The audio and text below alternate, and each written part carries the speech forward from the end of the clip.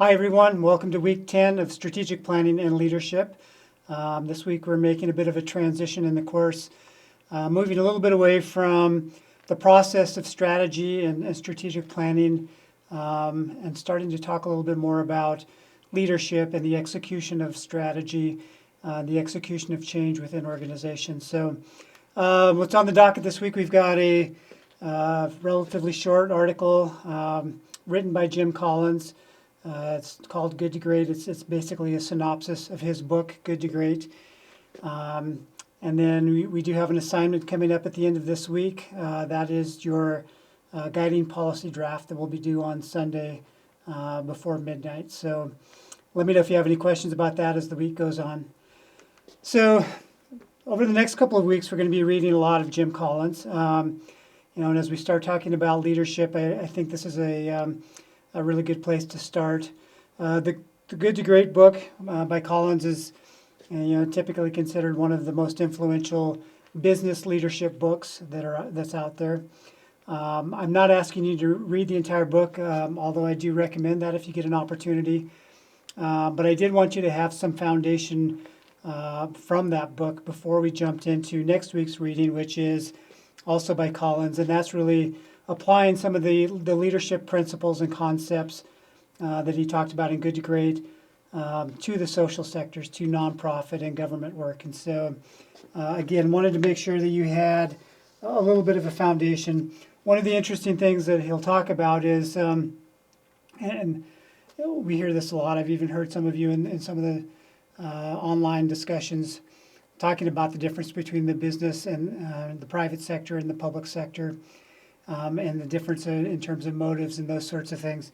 One of the things that Collins says in the Good to Great and the social sectors is that we must reject the idea, well-intentioned but dead wrong, that the primary path to greatness in the social sectors is to become more like a business. So basically what he's saying is that there's a lot of mediocre businesses as well. So why would we want to import that mediocrity? What he says instead is the critical distinction is not between business and social, but between great and good. We need to reject the naive imposition of the language of business on the social sectors and instead jointly embrace the language of greatness. So that's what we're going to be exploring over the next couple of weeks. One of the concepts you'll hear mentioned in this week's readings is the concept of level 5 leadership. So I wanted to give you a little bit of foundation there. So basically, what Collins did as part of this preparation for this book was he studied a lot of business organizations, large companies, and he looked for the ones who performed at a very high level, a great level, and then he looked for the commonalities in terms of leadership and process and culture and those sorts of things. And so one of the things that he found was that almost all of these organizations, perhaps all of them, had what he called level 5 leaders. So these are people who, as he said, leaders who channel their ego needs away from themselves and into the larger goal of building a great company. He says it's not that level 5 leaders have no ego or self-interest. Indeed, they are incredibly ambitious, but their ambition is first and foremost for the institution, not themselves. And so down here at the bottom is sort of the formula that he talks about is it's this combination of humility and strong will to get better and to lead great organizations. So then he goes on to describe some of the leadership principles that these level 5 leaders do, possess and exhibit. So I thought I would just say a little bit about each one of them. Hopefully this week's lecture will not be particularly long, but let me introduce you to some of them and maybe tie them back a little bit to some of what we've already talked about this semester.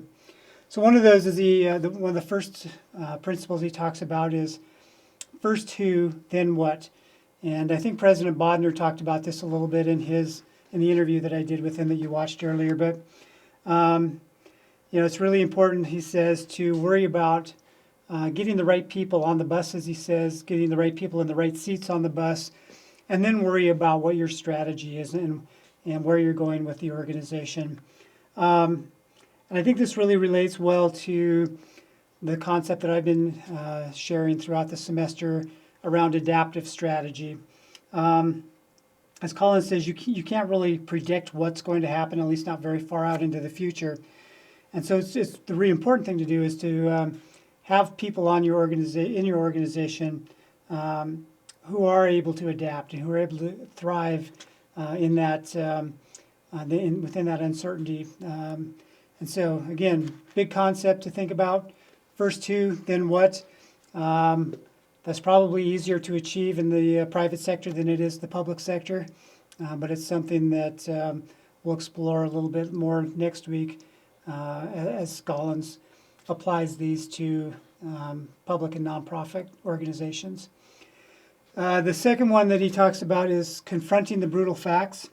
And again, I think this relates back really well to what we've been reading from Richard Rummelt.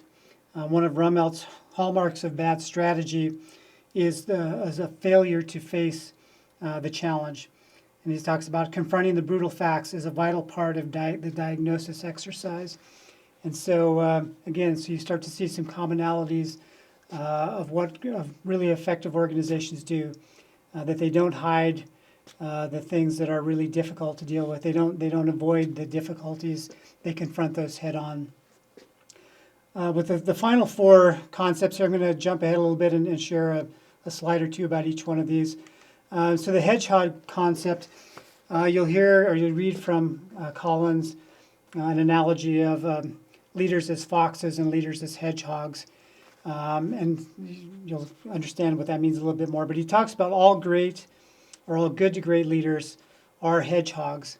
And by that, he says they know how to simplify a complex world into a single organizing idea. He says the kind of basic principle that unifies, organizes, and guides all decisions. And again, I think this relates back really well to Rummelt. We've talked about this, where part of the diagnosis exercise is replacing the overwhelming complexity within an organization with a simpler story, a story that calls attention to the crucial aspects. And so Rummelt talks about this simplified model of reality allows one to make sense of the situation and then engage in further problem solving. So that's, again, a really critical thing that leaders do is take that complexity and simplify it. One of the things I would caution you about, though, is when we say simplify, we're not talking about making things simplistic or dumbing them down. I think that's sort of a common misconception. As Collins and Rummelt would both say, we're looking for simple and profound ideas, the kind of ideas that reflect some deep, penetrating insight. They reflect deep understanding. And I always think of the great quote from Albert Einstein, who was sort of a master of this, taking really complex things and explaining them simply. His quote is, "If you can't explain it simply, you don't understand it well enough." So that's part of that challenge that I think I try to give to all of you in that diagnosis phase is keep pushing, keep trying to understand it really well so that you can explain it through a simpler story that everyone can unify around. So Collins talks about these three circles where they intersect is really where your hedgehog, where your guiding principle is. So these three things, what are you deeply passionate about? So within a government or nonprofit organization, what's your mission? What's your deep purpose? Why do you exist? Second circle is what can you be best at in the world? And so, I think this relates to Rummelt's idea about strategy of it's not only it has to be, something that you're good at, but it's something that how can you leverage your existing talents and your existing resources and do something incredibly well. And then the third one here is what drives your economic engine? And this one might strike you as maybe not fitting into the public and nonprofit world. And I guess one of the things that Collins will say again next week when we talk about the social sectors is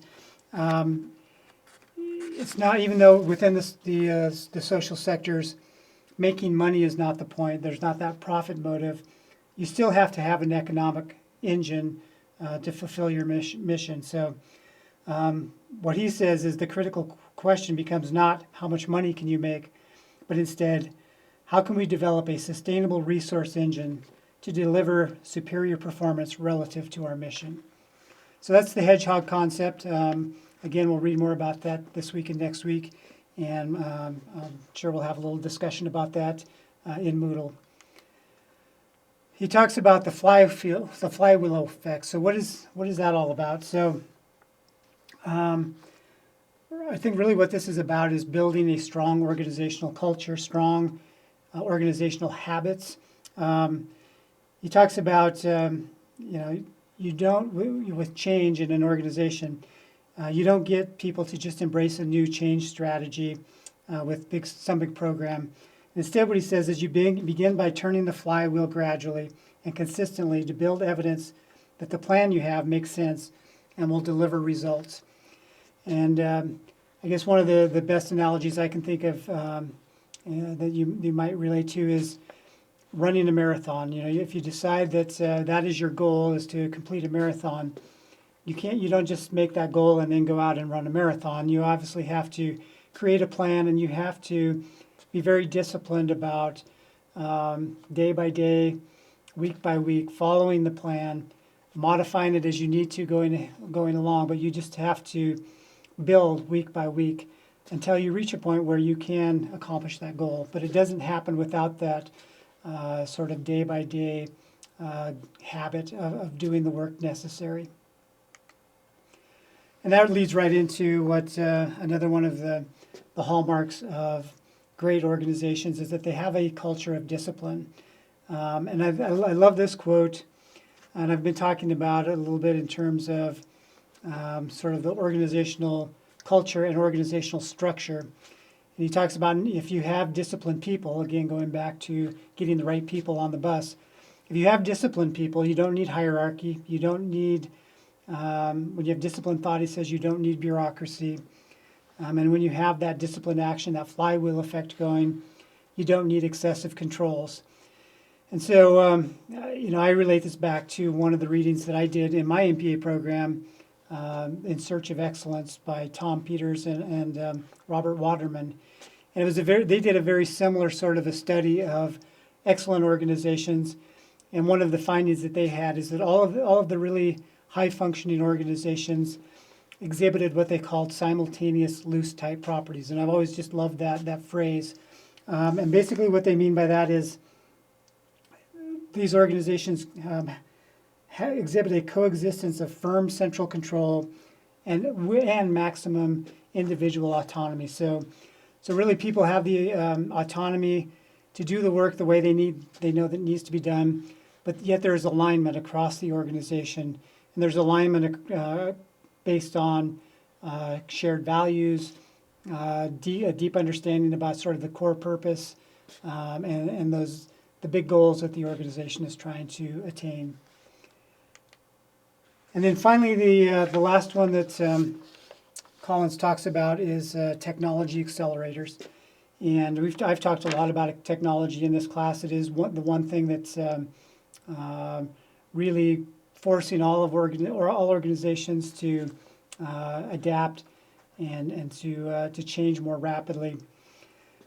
Collins talks about good to great companies thinking differently about technology, and they're not using technology necessarily as the catalyst for change, but they are understanding that once they know what their goals are, what their objectives are, they figure out what technology to use, and they become very, very adept at using that. And so he also talks a little bit about how a company reacts to technological change is a good indicator of its inner drive for greatness versus mediocrity. He says great companies respond with thoughtfulness and creativity, driven by a compulsion to turn unrealized potential into results. Mediocre companies react and lurch about, motivated by fear of being left behind. So think about that as you're working on your strategies, that don't look for technology necessarily to be sort of the driving force of that, but think about how technology can be, sort of the driver once you know where you're headed. So that's just a short synopsis of the reading this week. And I think it'll be really interesting next week when we start applying some of these principles to the world that all of us are working in and talking about, the government sector, the nonprofit sector. So have a good week, and we will talk to you next week. Thanks, everyone.